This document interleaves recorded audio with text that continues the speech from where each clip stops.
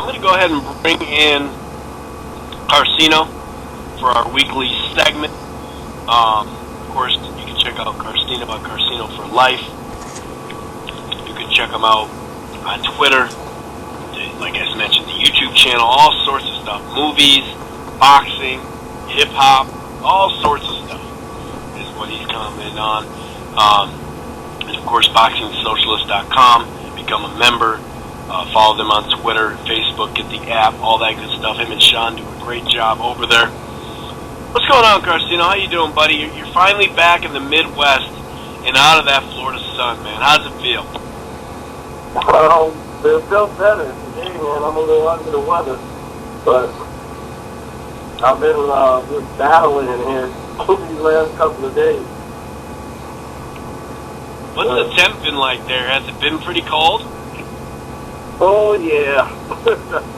It's got to be about at least 20 degrees right now, but I don't know. I think I don't know if it's food or something I ate didn't agree with me. Right. Yeah, it got me a little under the weather. But other than that, the cold don't help. You know, the power went out. The power went out like 2 days ago. And they had to, for the whole block. So they had to get on that immediately. You know, because at night it drops below. Yeah, exactly. You know, it's funny because on Tuesday night, or Monday night, I went to sleep, right? And I live in a basement of a house. And it's furnished and all that, but I have a space heater in the winters, you know? And that damn space heater, dude, it shitted out in the middle of the night. Like it overheated or whatever. And I woke up with some cold air, dude. And I was, right away I was sick. Just damn, I went to sleep fine, woke up sick, you know what I mean? So, it's like my head feels good and all that, but my throat and my nose is just dude, don't ever do that. You know what I mean? It can get you that quick. Like you said, once that sun goes down, dude, shit gets to you quick, man. Anyway, speaking of inside a camp, right now you and Sean, your boxing socialist comrade, are basically, inside and have been inside Szpilka's camp for quite some time. He's based in Texas. Let's talk about Szpilka. Let's talk about this fight. Let's talk about the matchup. And just overall, I mean, Szpilka's got some more skill than I think people give him credit. And we talk about guys are in good shape, and Rios is just saying, yeah, I got my stuff turned around, and I got a chef. I'm ready to go. And then after the fight, he's like, no, I'm done. I screwed up. Or, we can never really trust people per se. But in this one, you can see the proof is in the pudding because the body transformation, and I'm not talking about all beefed out. I'm talking about more ripped and more in shape, more looking like a swimmer than a bodybuilder type stuff. You can see that Szpilka has been putting in that work. Where you at? Let's talk a little insight from his side because I know you guys have gotten it. And also, just about the fight overall, man. I'm really looking forward to this. I think it's a good TV fight at the heavyweight division. Well, it's going to be an exciting fight and a very interesting one. I mean, I told people before, I'm like, Szpilka is really, he's underrated. Because he went in the ring, he was really sick in his last fight against Denning. And he couldn't really perform the way he wanted to. And he didn't want that to be his last, that's what people think of him. And when they think of Szpilka, people seem to go back to that fight. And it's like, oh man, he was like crap in that fight. And he's like, I'm not that fighter. I'm a much better fighter than that. And people don't go back and travel to see none of his past fights. So he's pretty crafty. He throws a lot of punches at times, but he goes mostly counter shots too. But working with Ryan, and Ryan staying on him, and working at Flex Gym, they have a certain standard that they're gonna, especially for a fight of this magnitude, that I knew he would be in nothing but great shape going into the fight. I mean, Ronnie, the whole camp, anytime he made a mistake, Ronnie's right there yelling at him. It's more like drill sergeant kind of like, you can't do that against Wilder. You got to do this. You got to do this.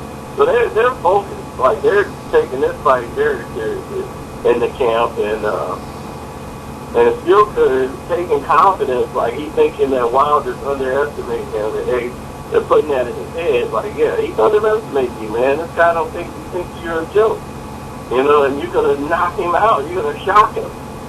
When you're still there after 6 rounds and he's dead tired, and then we're going to go to work and start breaking him down. So that's their game plan. They want to take Wilder into the later rounds past 6 and then bring the fight to him and bring pressure to Wilder and kind of have him fight off the back foot. And see if he can do it, because no one's been able to do it because of his power. That's going to be the details of the fight. Can he take Deontay Wilder's power enough to stick around? Because Wilder is, he's flawed in a lot of ways because he started boxing late.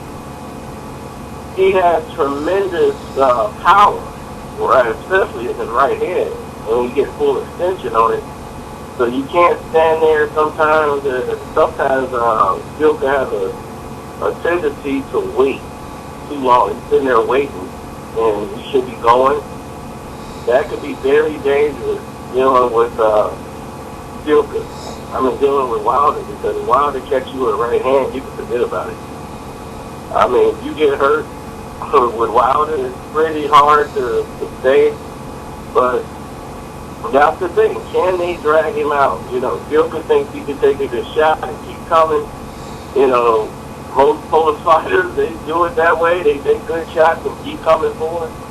The Bears will be outnumbered. The first heavyweight fight in Brooklyn in almost 100 years. So this is going to be epic. People don't want to come out in numbers anyway to support the fight. I saw a clip of Deontay Wilder shooting bombs at a pinhead doll on Fight News, blowing it up. Talking about what he's going to do to Szpilka. It's funny promotion. But I'm just intrigued. I want to see which style prevails. Everybody got their game plan, but I don't really see Wilder's game plan. I guess is just to knock this guy out. Szpilka's just a stepping stone in his way, in his quest, to get to Povetkin. But I'm intrigued. I really think that probably Szpilka does get stopped right before the 6th round, do a cut or something. I just don't know if he can take that power from Wilder. That's my only issue. The power is too great and overcome any lack of skill he may possess.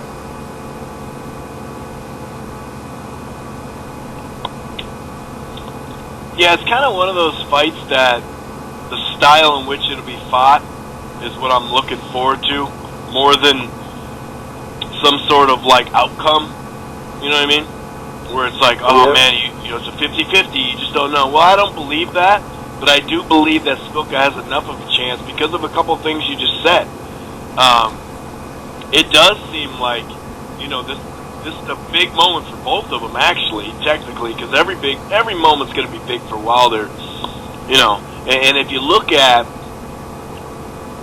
some of the flaws he showed in the last 2 fights, that's why, like I said, there's levels and stuff. I don't mind this fight for that exact reason, I think this is it's a very good opponent to face, similar to a Povetkin that's going to come try to bring the fight to you, but also has some sort of skillful pedigree.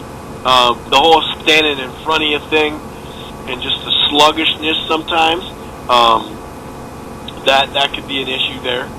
But I do see a knockout too, or at least a TKO.